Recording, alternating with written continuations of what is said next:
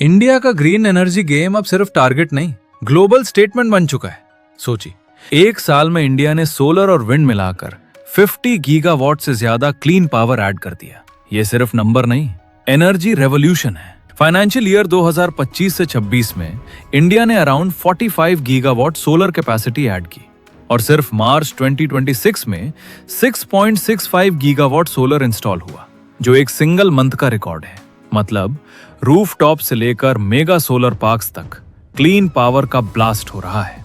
राजस्थान, गुजरात और महाराष्ट्र इस रेस के टॉप प्लेयर्स बने। अब सुनो विंड का धमाका।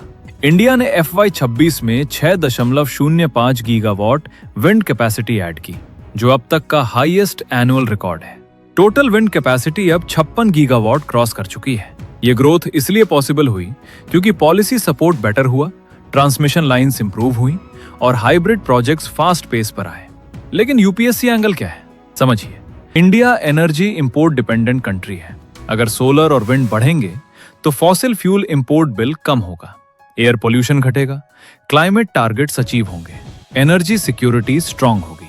इसी वजह से इंडिया ने जून 2025 में अपना 50% non fossil installed capacity target 5 साल पहले ही अचीव कर लिया था और अब 2030 तक 500 गीगावाट नॉन फॉसिल कैपेसिटी का टारगेट है।